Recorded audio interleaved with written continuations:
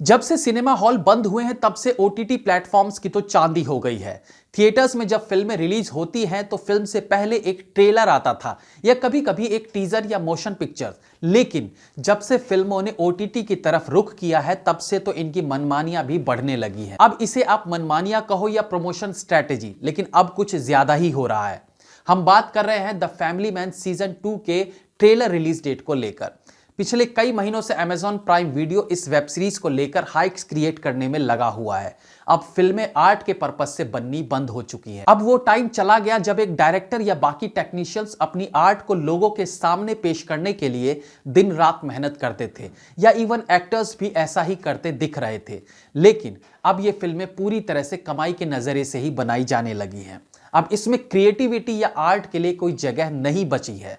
ये सब मैं इसलिए कह रहा हूं क्योंकि अब तो अनाउंसमेंट के बाद भी द फैमिली मैन 2 के ट्रेलर को रिलीज ना करके इसे वेब सीरीज के कंसेप्ट से जोड़कर दिखाने का भद्दा मजाक Amazon प्राइम ने किया है।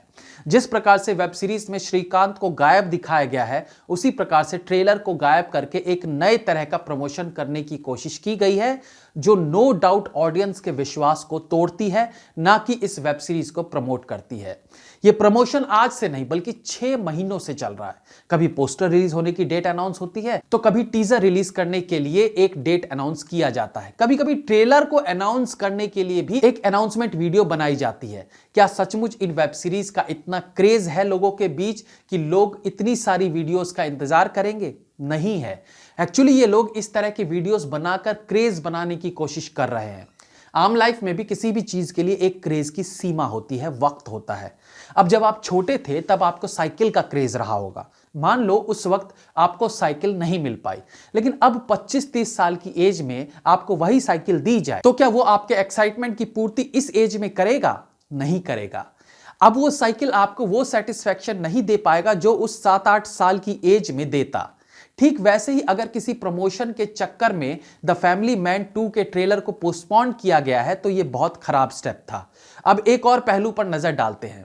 जैसा कि मैंने कहा कि यह वेब सीरीज अब केवल पैसा कमाने का जरिया भर रह गया है। कैसे? जब कोई वेब सीरीज बनती है और रिलीज होती है तब उसका रिएक्शन देखा जाता है कि ये लोगों को कितनी पसंद आई। और अब हर वेब सीरीज का क्लाइमेक्स ऐसा नहीं होता जहां वो कहानी खत्म हो जाए, भले ही मेकर्स को उसका सेकंड पार्ट बनाना हो या ना बनाना हो।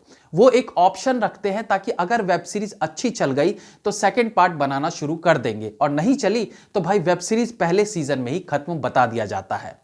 अब आते हैं सेकंड सीजन को लेकर। फर्स्ट सीजन जब बनाया जाता है तो एक फ्रेश कंसेप्ट होता है मेकर्स के पास।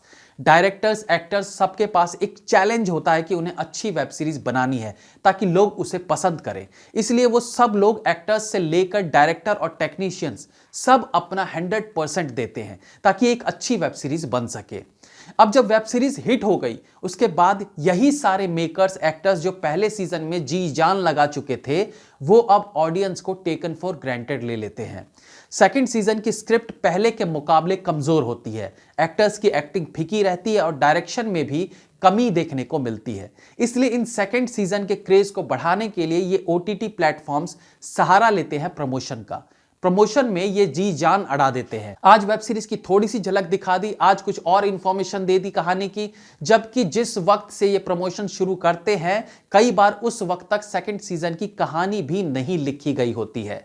मिर्जापुर के साथ आप देख चुके हैं, पहले सीजन को सबने दिल से बनाया था। इसके बाद सारे एक्टर्स, डायरेक्टर्स उस रंग में रंगे हुए थे कि भाई हमने तो अब बवाल बना दिया है, अब हमारे पांव जमीन पर नहीं है। मुन्ना त्रिपाठी से लेकर गुड्डू पंडित तक सब हवा में कहीं झूलने लगे थे, और सेकंड पार्ट के क्रेज को बनाए रखने के लिए 2 साल का वक्त लिया गया। लेकिन क्या सेकंड सीजन पहले के मुकाबले कहीं टिकता दिखाई पड़ा? नहीं। और ज्यादातर उन वेब सीरीज को ज्यादा हाइक दी जाती है जिनके बारे में मेकर्स को पता होता है कि हमारा इस बार का प्रोडक्ट पिछले वाले के मुकाबले ज्यादा अच्छा नहीं है, लेकिन नाम शोहरत तो पहला सीजन बना ही चुका है। अब उसी नाम शोहरत के बलबूते हम इस खराब सेकंड सीजन को देखने के लिए भी लोगों को खींच ही लाएंगे, और फिर ओटीटी प्लेटफॉर्म्स पर नुकसान का तो मतलब है ही नहीं। जिसने सब्सक्रिप्शन ले ली वो देखे या ना देखे, क्या फर्क पड़ेगा। हाँ, आगे के लिए थोड़ा नाम खराब होगा बट वो मैनेजेबल होता है। तो दोस्तों, फिल्मों और वेब सीरीज में जब जब किसी चीज को बहुत बड़ा करके हाइक क्रिएट किया गया है, तब तब खोदा पहाड़ निकली चुहिया वाली कहावत भी सच होती गई है। तो ऐसा ही कहीं द फैमिली मैन के दूसरे सीजन को लेकर भी ना हो। दूसरी चीज जो कयास लगाए जा रहे हैं कि मे बी तांडव वेब सीरीज के साथ फिलहाल जो हो रहा है, जहां देवी देवताओं का मजाक उड़ाया गया और उसके बाद उस वेब सीरीज के एक्टर्स और मेकर्स पर जिस प्रकार से कार्यवाही की तैयारी की गई है, उसे देखते हुए शायद द फैमिली मैन सीजन 2 के ट्रेलर में भी कुछ बदलाव किया जा रहा हो, इसलिए इसे डिले कर दिया गया। अगर ऐसा है भी तो यह अचंभे की बात नहीं है, क्योंकि द फैमिली मैन के सीजन 1 में भी कई आपत्तिजनक दृश्य और संवाद थे जिन पर आपत्ति जताई जा सकती थी, लेकिन किन्हीं कारणों से उसे इग्नोर कर दिया गया। लेकिन अब तांडव के हश्र के कारण मे बी इस बार द फैमिली मैन 2 के मेकर्स सतर्कता बरतना चाह रहे हों।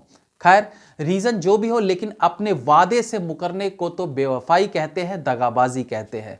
रही बात किसी प्रकार के सरप्राइजेस की, तो भैया 19 तारीख को 12 बजे सब आंखें गड़ाए आपके ट्रेलर का इंतजार करें और आप सरप्राइज खेले तो ये ऑडियंस को हजम नहीं होने वाला। इस वेब सीरीज का जितना क्रेज बना था वो बन चुका है। अब सीधे सीधे सारी चीजें एक के बाद एक रिलीज होनी चाहिए। अब तो इसमें भी डाउट है कि वेब सीरीज रिलीज की जो डेट है वो भी सही है या नहीं है, यानी उस दिन भी वेब सीरीज रिलीज होगी या नहीं, ये तो हमें आगे पता चल ही जाएगा। Have a nice day.